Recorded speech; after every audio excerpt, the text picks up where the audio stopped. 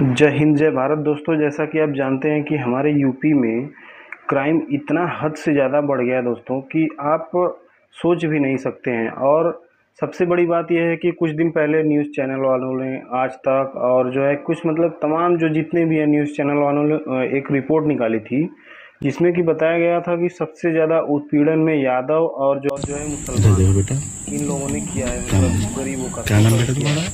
तो काजल तुम्हारा नाम है। न्यूज़ चैनल कल तुम्हें थाने में पुलिस वाले कहाँ लेके गए थे? कमरे पे? अपने कमरे पे लेके गए? कहाँ लेके गए बेटा? मैं आपको वीडियो में नीचे चला दे रहा हूँ दोस्तों। रूम है वहाँ पे। कौन कौन था वहाँ पे?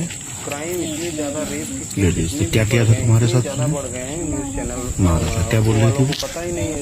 वो तो बैठ के फिर क्या कर। अच्छा, अगर बयान करोगी तो आपको अगर असलियत बताया सबको जेल भेज देंगे। तो इसमें असलियत क्या है दोस्तों की। अच्छा, जब तुम्हारे कपड़े चेंज करवाए गए थे तुम्हारे कपड़े थे? क्या है, ब्लीडिंग हो रही थी? जैसे आप गरीब हैं या क्या बोली उसने?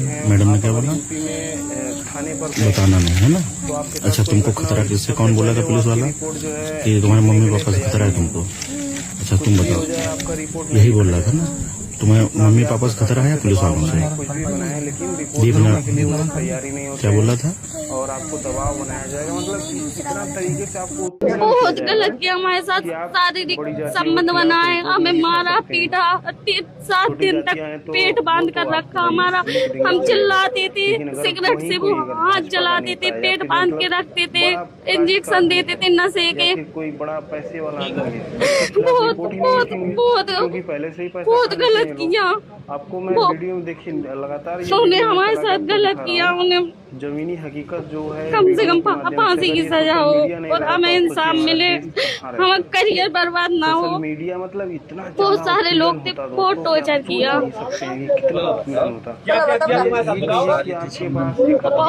इंस्टाग्राम, यूट्यूब, फेसबुक सब पति वो लड़का भगा के लेके गया। जब पुलिस दबिश डाली तो उसके घर में लड़की बरामद हुई। लड़का को पुलिस ने किसी तरह से पकड़ के लाया और कल के डेट 3 दिन बाद फिर कल मेडिकल के लिए मेरी पुत्री को यानी यीशु पटेल को मेडिकल के लिए जिला अस्पताल में लाया गया, जहां पे डॉक्टरों ने हिला हवाली करते हुए ये कहा कि यदि मेडिकल कराओगे तो मेरे लड़की से यानी यीशु पटेल से कहा गया कि अगर तुम मेडिकल कराती हो तो तुम्हारे कपड़े उतार दिए जाएंगे और लड़के लोग तुम्हारे मेडिकल करेंगे। बताइए तुम्हारे साथ कितने बार हुआ, कब हुआ? तो मेरी लड़की यीशु पटेल ने कहा कि मेरे साथ अभी पिछले 5 तारीख को एक बार और संबंध हुआ, उसके पहले कितने बार कौन डेट को हुआ हम नहीं जानते हैं। उसके बाद उसे बाहर भेजा गया, फिर उसको अंदर बुलाया गया। क्या चाहती हो बताओ? कपड़ा उतरवाना चाहती हो, मेडिकल कराना चाहती हो? नहीं कर। जबकि सर मेरी लड़की 17 साल की है और नाबालिग लड़की है। तो जब प्रशासन भेजा उसे मामला बलात्कार का है तो उसका मेडिकल करना चाहिए कि डॉक्टर को सवाल करना चाहिए कि कराना है कि नहीं कराना है। डॉक्टर का नाम तो हम नहीं जानते सर, लेकिन मैंने एक वीडियो बनाया है और वीडियो उसको रखा गया है। मैंने सभी 2 डॉक्टर बैठे थे, एक लेडीज डॉक्टर वहाँ बैठी थी, नहीं करने दिया। और मेरे बच्ची से लिखवाया ऊपर कि अपना नाम पता लिखिए और नीचे लिखिए कि मेडिकल हमें नहीं कराना है। उसके बाद नीचे दस्तखत कराया गया। उसके माँ को बुला के पूछा गया कि तुम पढ़ी लिखी हो? तो उसकी माँ कहे नहीं साहब हम पढ़े नहीं हैं। तो कहे एक काम करिए यहाँ दस्तखत कीजिए, तुम्हारी लड़की का मेडिकल होने जा रहा है। इसने जब दस्तखत कर दिया तो उन्होंने एक इतना बड़ा का मेमो बना के और कांस्टेबल पुलिस वाले को दे दिए, कहें कि लेके जाओ थाने पे।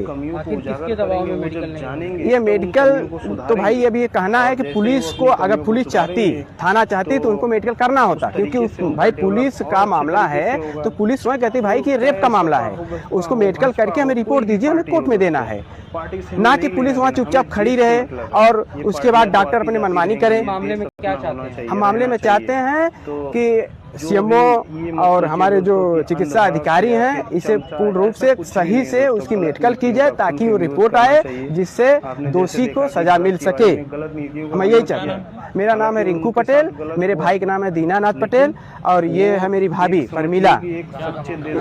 हम लोग रहने वाले हैं पचुरखी देवी प्रसाद के, थाना रामपुर है हमारा, तहसील मड़ियाऊ है। जान तो दे दी लेकिन उनका नाम इतिहास के पन्नों में अमर रहेगा दोस्तों।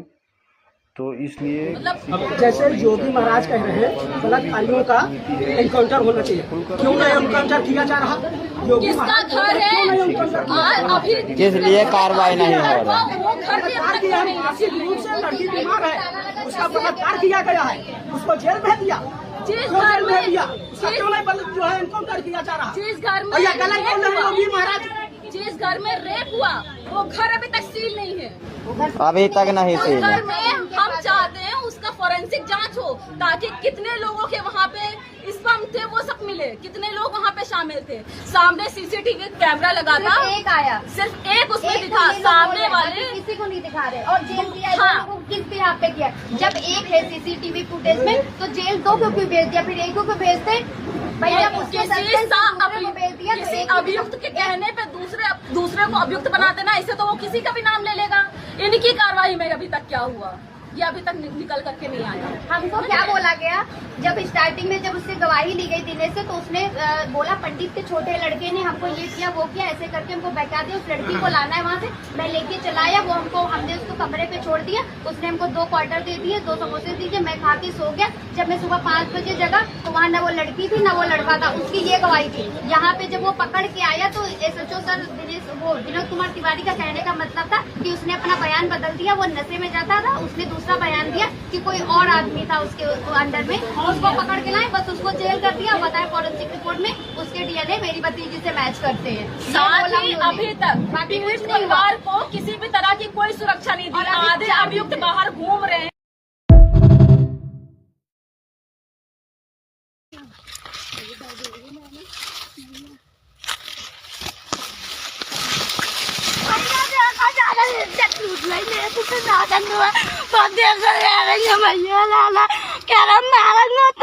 मैं साइकिल खड़ी मेरी नहीं लाला, मैं चक्की पे मिलो भैया जो मैं कह रहा हूँ किनकी है मेरे की शर्मा मैं तो कह रहे रास्ता में पकड़ लो जाने मोए तो मेरी पजामी उतारी नहीं कर।